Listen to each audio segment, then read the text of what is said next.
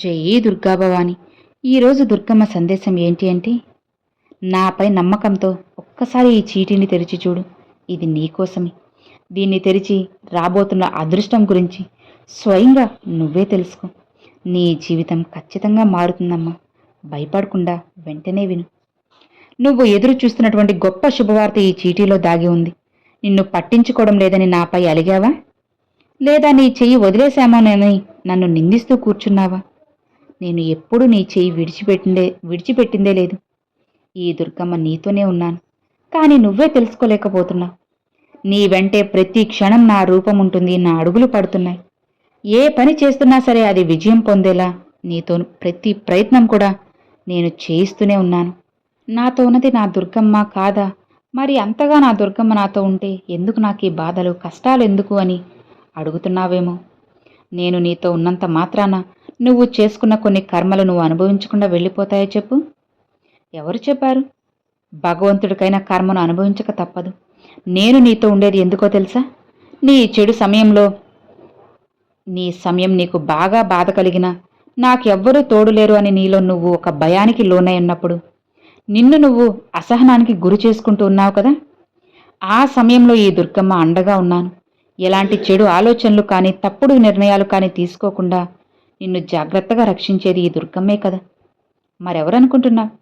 నేను నిన్ను ఎల్లవెల్లా రక్షిస్తూ వస్తున్నాను. నన్ను నువ్వు ఎప్పుడైతే దుర్గమ్మ అని ఆప్యాయంగా పిలిచి నువ్వు నాకు దగ్గరయ్యావో అప్పటి నుంచి నీ సంరక్షణ బాధ్యత అంతా కూడా నాది.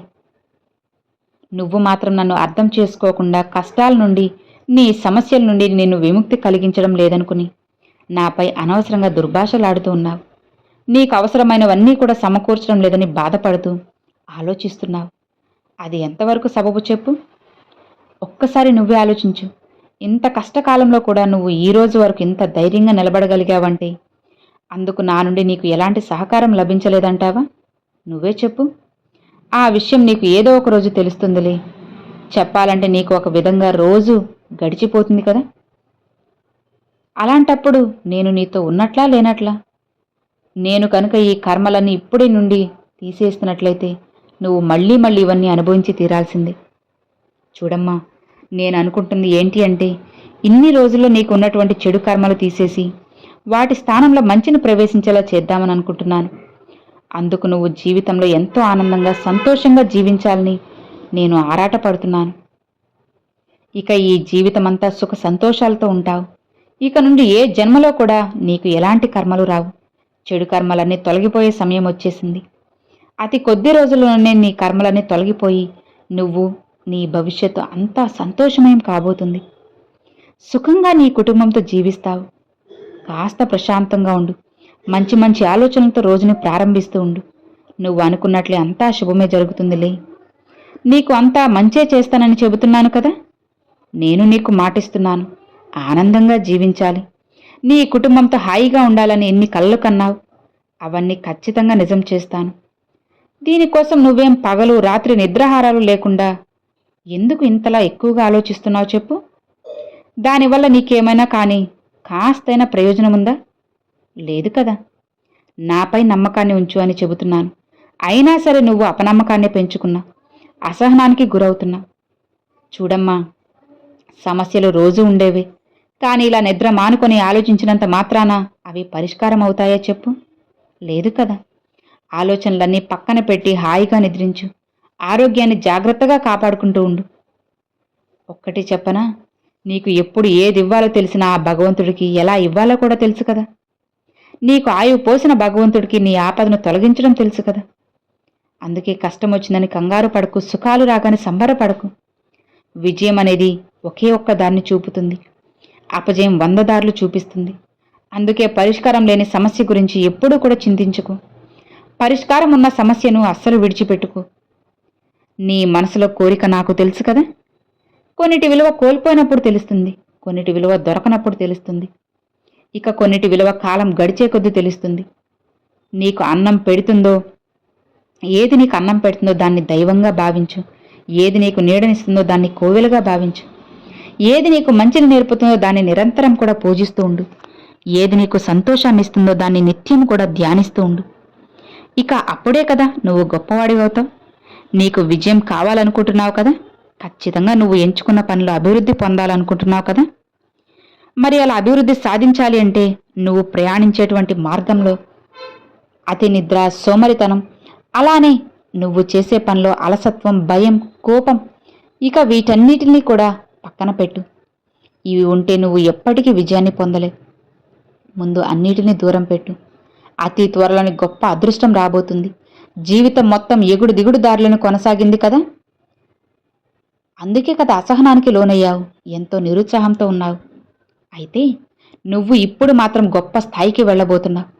అలా వెళ్ళినప్పుడు ఏమాత్రం పొగరు పెరగకుండా, కిందకు వచ్చినప్పుడు బాధపడకుండా ముందుకు వెళ్ళేవారే నిజమైన విజేత. ఇది మాత్రం జీవితంలో గుర్తుపెట్టుకోమ్మా. ప్రయత్నం అనేది నువ్వు చేసేటువంటి ధర్మ ఫలితం, ఇక భగవంతుడి నిర్ణయం. కొన్ని పరిస్థితులు కాల నిర్ణయం. అన్నిటినీ కూడా ఎదుర్కొనేది నీ మనోధైర్యమే. కాబట్టి ప్రతి ఒక్కటి జాగ్రత్తగా గుర్తుపెట్టుకొని నువ్వు ఎంచుకున్న పనిలో ఖచ్చితంగా విజయం పొందాలి. అంటే ఏదైతే విడిచిపెట్టాలో ఇప్పుడు నేను చెప్పాను కదా, వాటన్నిటినీ మర్చిపోకుండా వదిలేసి. అతి నిద్ర, అలానే ఎక్కువ అలసత్వం చెందడం, దీనివల్ల నీకు చిరాకు, ఇవన్నీ కూడా వస్తూ ఉంటాయి. కాబట్టి అన్నిటినీ దూరం పెట్టు. ఇప్పుడు శ్రమిస్తేనే కదా రానున్న రోజుల్లో మంచి జీవితాన్ని పొందగలిగేది. కాబట్టి కొన్ని రోజులు మాత్రం తప్పకుండా శ్రమించు.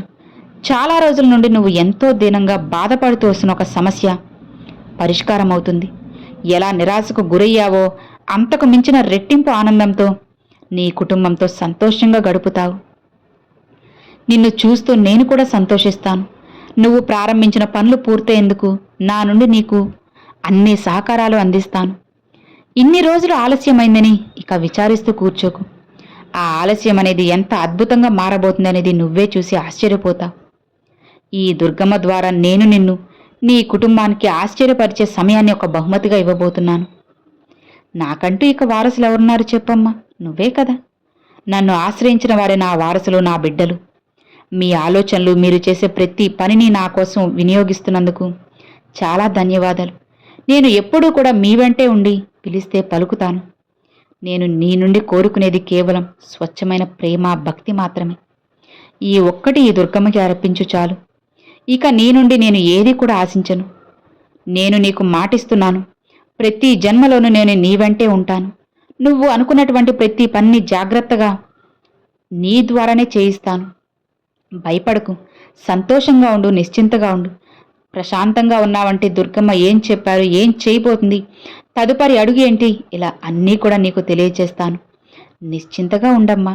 ఈ దుర్గమ్మ ఎల్లవేళ్ళ నిన్ను కాపాడుకుంటూ ఉంటాను కాబట్టి ఇక నువ్వు ఏమాత్రం కూడా భయపడాల్సిన అవసరం లేదు. ప్రశాంతంగా ఉన్నావంటే నీ జీవితాన్ని నీకు నచ్చినట్లుగా మారుస్తాను. నిశ్చింతగా, సంతోషంగా ఉండు అని ఈరోజు దుర్గమ్మ ఈ సందేశాన్ని అయితే అందించారండి.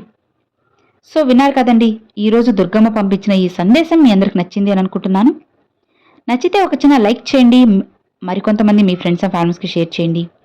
ఫస్ట్గా మన ఛానల్ చూసే సబ్స్క్రైబ్ చేసి సపోర్ట్ చేయండి ఫ్రెండ్స్. జై దుర్గా భవాని.